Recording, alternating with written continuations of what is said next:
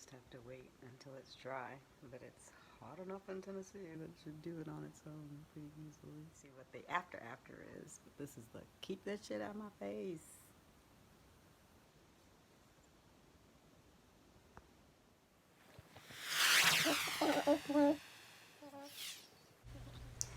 Now that we're here, I'd like to talk about how the young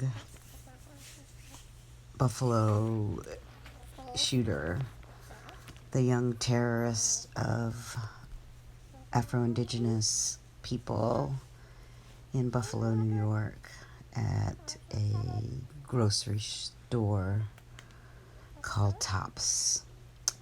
I want to talk about that because it seems the mainstream media didn't mention at all that that young man had written on his gun, "Here's your reparations."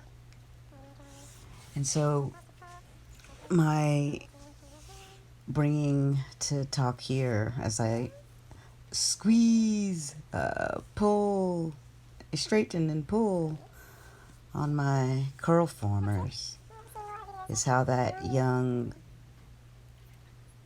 man of European descent was able to bring all of his hatred to a place that he could find us via zip code and statistics about gun ownership.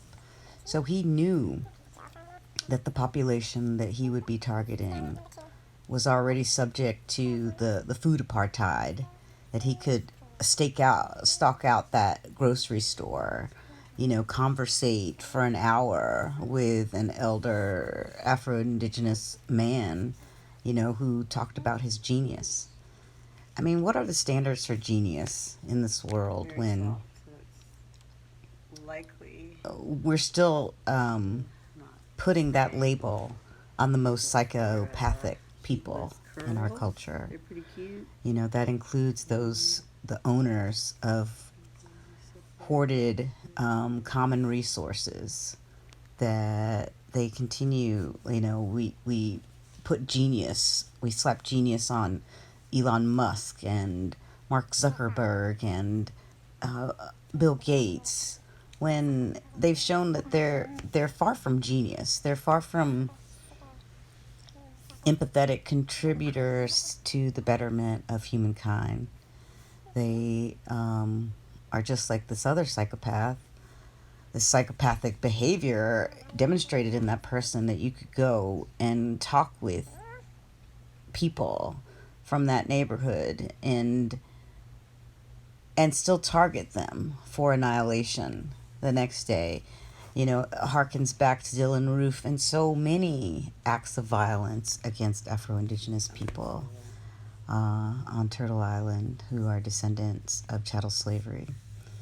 The continuity of that pain, that horror, that here's your reparations, that it's coming out in conversation from this hater, which is why I shared that clip from Atlanta, because clearly the clip is from Donald Glover's perspective. It's from a black masculine perspective, and though he has white men say it, it's powerful, but it still misses so much of the point. Anyway, thanks for listening. I appreciate you all.